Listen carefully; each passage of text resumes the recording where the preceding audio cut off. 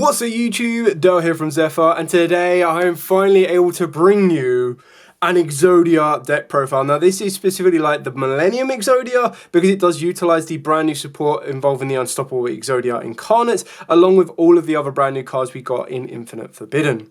So with all of that out of the way, please smash that like button, hit that notification bell, and subscribe so you do not miss out on any more upcoming content. If you want to see more from this profile, whether it be detonated combos, whether it be test hands or even duels, then please make sure you get the video above 50 likes in the first 24 hours, and I will be more than happy to bring that for you. With all of that out of the way, we're going to dive headfirst into the profile and show you exactly what we've got. Now on this particular build, I've decided to go for a full-on one-punch OTK version of the deck. So of course you will be playing Exodia, the Forbidden one. I'm just going to put these in the right place for camera retrospective, otherwise it's going to look proper weird. So we're going to be playing the full-on Exodias. You play all of the pieces at one because they are at one. Now these aren't core and integral in regards to like must draw Exodia to win the duel kind of play. These are all going to be utilized in order to get into the brand new fusion monster. There you go, just try and set the stage nicely there for you. So it always did bug me that it never really, like there's always this gap here. So you can never really fully complete Exodia. But regardless, I digress. You play one of each of the pieces. There will be plays that you'll make where you basically end up needing to bring these back or equip them from the graveyard to your big boss monster to give it attack stats. We are playing a different kind of card in the deck that will also allow us to have attack stats on the Unstoppable Exodia Incarnate. But you do obviously need to be playing the pieces in general. Then onto the Millennium Cards. Now we are playing 3 Sen Genjin Wakes from a Millennium. Bit of a mouthful on that one. So anyway, cannot be destroyed by monster effect, and you can only use each of the following effects once per turn. If this card is in the hand, same as the other Millennium monsters, you can put it into your spell and trap zone as a face-up continuous spell. While this card is a continuous spell, you can either pay 2,000 life points or reveal a Millennium AUG in your hand to special summon this card. Then you get to add a Millennium monster from the deck to the hand. So straight away, this is like a 1-card combo to get you into like a Link 2 at the base minimum, but the idea is you're going to be able to kind of extend your plays further and further. How are you going to do that? Well, you're also going to utilize Shield of the Millennium Dynasty. Now, for future support, this also has a Blue Eyes as well that this deck's going to get, so it's definitely going to get better. It can't be destroyed by spells or traps, and you can only use each of the following effects once per turn. Again, if it's in the hand, you place it into the spell and trap zone as a face-up continuous spell, and then you can either pay 2,000 life points or reveal a Millennium Ankh, and in your hand to special on this card and then add a Millennium Ankh from the deck to the hand, which is really weird that you have to reveal the Millennium to then search out the same Millennium, but... And the last one we play is the Golem that guards the Millennium. So again, this one, the activation of your Millennium Anki cannot be negated, and you can only use each of the following effects once per turn. Again, place it in the spell and trap zone as a face-up continuous, and while it's continuous, pay 2,000 or reveal a Millennium Anki from the deck, from the hand, special on this card, and then add a Yugioh Temple from the deck to the hand. So the Yugioh Temple is, of course, the field spell. So what is this Millennium Ankh that everyone keeps talking about? Well, it is the only secret, but if you want the whole core to be ultras, you can also pick these up as ultra promos as well. So you show 5, specifically 5, Forbidden 1 monster cards from your hand, deck, and or face up on the field to special summon an Unstoppable Exodia Incarnate from your extra deck. Then shuffle the face-up monster cards you control into the deck except Exodia monster cards whose original levels are 10 or higher and Millennium monster cards. Also, you cannot summon for the rest of the turn after the activation. Shuffle this card into the deck instead of sending it to the graveyard. So again, it just recycles itself. And then the card that I think is probably the best card that this deck got is Obliterate Blaze. So 1 level 10 or higher monster on the field with Exodia in its original name gains the following effects. You can pay half your life points to destroy as many cards in the spell and trap zones as possible. Then equip 5, specifically 5, Forbidden 1 monsters from your hand and or deck to this card as equipped spells. So to the fusion monster as equipped spells. And then it gives them 2,000 attacks. So straight away this becomes a 10,000 attack monster. You cannot activate other card effects for the rest of the turn. If this card attacks a defense fusion monster, inflict piercing battle damage to your opponent. So you get a 10k monster with piercing battle damage. What more could you want? And then we are playing 2 of the Yugioh Temple and 1 Terraforming. You can play 3. I'm not completely set on the field spell as of yet. It's good, but I think it could be better. So during your main phase, you get to place a monster from your hand into your spell and trap zone as a face-up continuous spell, then place a Millennium monster from your deck into your spell and trap zone as a face-up continuous spell. You can only use each of the effects once per turn, and if a face-up Millennium monster or monsters you control is destroyed by battle or card effect, you get to place it into the spell and trap zone as a face-up continuous spell instead of sending it to the graveyard. So it allows you to get that recyclability, but the other is once you've got one in play, you don't really need to be bricking on the others. You could also use other field spells if you really wanted to, because at the end of the day, you could activate Terraforming, search out Secret Village, and then have an unstoppable Exodia Incarnate on the board, and that's really difficult for your opponent to out. That being said, that is where Secret Village will be in the side deck, not in the main deck, because we are going second. We want to obliterate our opponent. The last Exodia card we are playing is the Exod Fires of Rage. So this card is always treated as an Exod and Obliterate card. If you control a level 10 or higher Exodia monster, destroy all cards your opponent controls. If this card is in the graveyard, except the turn it was sent there, you get to banish it and then activate one of these effects. Add a Forbidden 1 monster from the deck or graveyard to the hand. Shuffle up to 5 Forbidden 1 monsters from your graveyard and or banishment into the deck. So that's really important to be able to recycle your banish zone, because we are able to play one of the best anti-meta hand traps right now in the form of Dimension Shifter. We are also playing Ghost Sister and Spooky Dogwood in the main. I know a lot of you are going to be like, what? Why are we putting this in the main? Well, the Unstoppable Exodia Incarnate cannot be destroyed by an opponent's card effect, and then once per turn, if this card battles during damage calculation, you can make this card gain attack equal to your life points. I'll deal with the rest of the effect later on, but that's the relevant effect for the Ghost Sister and Spooky Dogwood in the main, because not only would this allow you to survive against Tenpai should they win the dice roll and make you go first, because like I said, this deck is built and designed to go second, but it also gives you that a bonus to get your life points up to stupid amounts of life, and then go, hey, you like my big guy right here? He gonna one-punch you for game. So absolutely insane. I thought this would be a great card to be utilising right now. And on top of that, if it wasn't enough, you can also use Lava Golem because you don't care about your normal summon. This deck is just built to be original anime focused. I love it.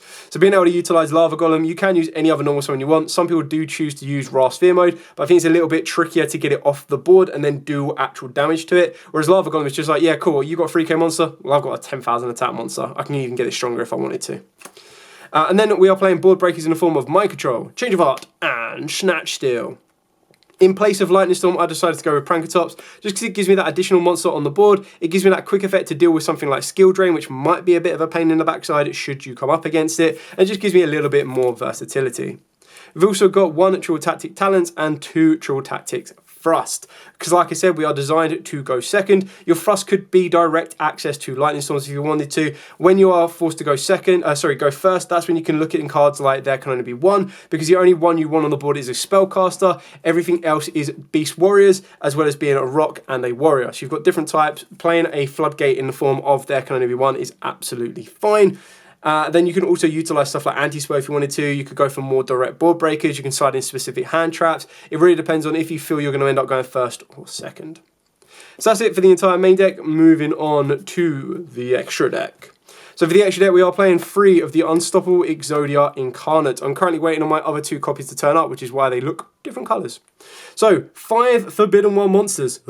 Cannot be destroyed by an opponent's card effect. Once per turn, if this card battles during damage calculation, you can make this card gain attack equal to your life points. Once per turn, when a spell, trap, or effect is activated, quick effect, you negate the activation. Once per turn, during the end phase, you get to set 1 Exod or obliterate spell and trap from your deck. Once per turn during the standby phase, lose 1,000 life points. So this one can directly get you access to Obliterate Blaze, which is going to be able to nuke your opponent's entire back row.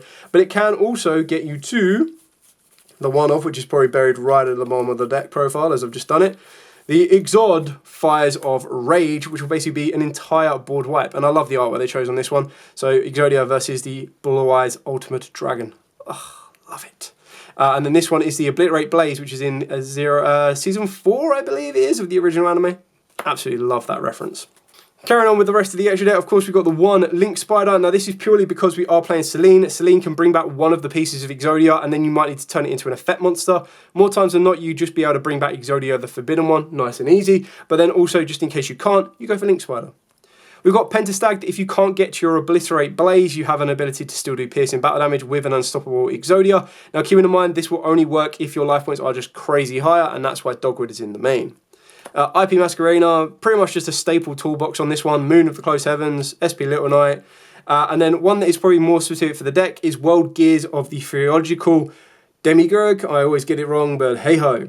This one requires 3 level 5 or higher monsters, which all of your Millennium monsters are, and it cannot be used as link material. This link summon card is unaffected by other monster effects. You can only use each of the following effects once per turn. During your main phase, if you control this card that was link summoned using 3 monsters that had different types and attributes on the field, you get to destroy all other cards on the field. If your opponent special summons a monster from the extra deck except during a damage step, you get to special summon 1 World Legacy monster from the deck. So if you want to spice it out with World Legacy monster, you could do. We then got BLS, because make it with IP plus a level 7 or higher monster. Try and get past that. Celine, already mentioned that one. Access code, Underworld Goddess. Yeah, don't worry. We're actually using Moon of the Close Heaven to go into the older form of itself. And then 2 very spicy cards, which I absolutely love. Every time I'm playing a deck that can play level 6s or level 8s that can also utilize Mind Control, Snatch Steal, and Change of Heart, I always want to play the vampires. So we're playing the 1 Dampier Vampire Sheridan and the 1 Zombie Vampire.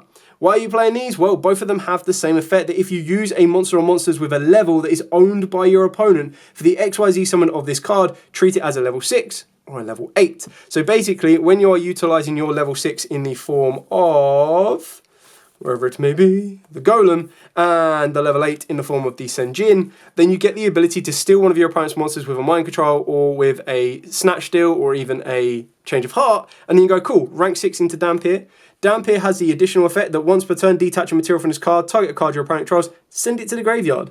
And then once per turn, if a monster card or cards is sent from the field to your opponent's graveyard by a card effect, or a monster is destroyed by battle and sent to your opponent's graveyard, you get to detach an additional material to special summon one of those monsters to your field in defense.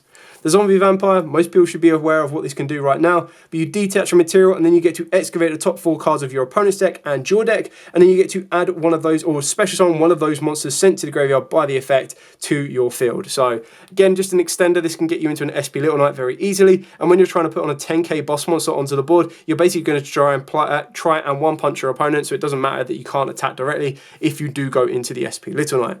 The Dampier just gives you that ability to steal one, send one, revive one. So you're getting pretty much everything you want. And that, ladies and gentlemen, is it for the Exodia Millennium profile. Now, this is definitely a deck that is relatively cheap. I think like Tier 0 had the cores online for £35, which comes with like 3 of this guy. It comes with 3 of the Golems. It comes with 3 of the Anks. It also comes with 3 of the Unstoppable Exodias. But when you actually look at the value you get, is you'll end up getting 9 Ultra Rares, which is absolutely insane, 6 Super Rares, and 3 Secret Rares for 35 quid. Actually, more than that, you'll get 12 Ultra Rares. I forgot the Wedge Temple. So you'll get 12 Ultra Rares. So you'll get 3, and then 3 of the Ankh, which is so 3 Secrets, 12 Ultra Rares. You'd get 3 Super Rare Blazes. You'd get 3 Exod the Fires Rages. And then, of course, you'd get all the commons as well. So for 35 quid, for a really fun core, I think it's well worth it, because like you can build the one-punch version of this deck without needing to play the SP Little Knight, without needing to play the Frost and the Talents and all the expensive stuff. It's just really kind of cool to get into this. I do feel that Dogwood could be a great card for this, because then it means that you can also utilize something like Pot of Prosperity, because you could go Pot of Prosperity and get this guy easily up to 20,000 damage, because what you do is, if you combo off Obliterate, which is going to give it 10k already, and then you add the 8k you already have, that's 18,000 life points you're going to be on. This will become 18,000, and then you're going to be able to go, okay, cool, boom, if you've got Dogwood on top of it. Dogwood, if you get your life points to 20,000, it's just going to be able to one-shot it. Now let me just double check that I've got the wording correct on Obliterate. So pay half a life point, destroy as many... Then equip 5 Forbidden 1 monsters from your hand and or deck to this card as equip spells that each give 2,000. This one, you can make this card gain attack. Yeah, so that's really important. If this one said, if you can make this card become equal to your life points, then the buff off of Blaze just wouldn't work. But the idea is that this, if you're untouched because you're going second, you should have 8,000 life points. Maybe take away 12,000 in case they're playing the Lacrima burn. You Obliterate Blaze, give this 10k. This is going to be on 10k straight away, because they're each going to give it 2k. And then during damage calculation, you gain your own life points. So you'd be going straight up to 16,800, which is mental. So then all you need to do is get like another 3,000 life points off of the back of the Dogwood. And then straight away, this is a 20,000 boss monster that's just going to go, Pot of Prosperity, what is that? Poof. So you could very easily play Pot of Prosperity in the deck as well if you wanted to. That would be very good for a bit of consistency. You'd probably look at taking out some of your Go Second cards, but the fact you can just Lava Golem your opponent as well and then just go ham into a boss monster as strong as this is crazy, and I love it. I think it's really, really fun. Anyway, like I said, £35 for a full deck call, go and grab it, and that's even before you use a discount code. So you get it even cheaper, and it's going to just feel even better when you go and slap a Fiendsmith deck or a Snake Eyes £1,000 deck with a £35 deck, and you just go, Exodia! Obliterate! Anyway, that is it for the entire profile. If you don't have any questions at all, by all means, please put it in the comments down below. If you want to see more from this build, whether it be test stands, whether it be designated combos, then let me know in the comments below. Get the video above 50 likes in the first 24 hours, and I will be more than happy to bring that for you. But for now, as absolutely always, stay safe, and of course, happy dueling.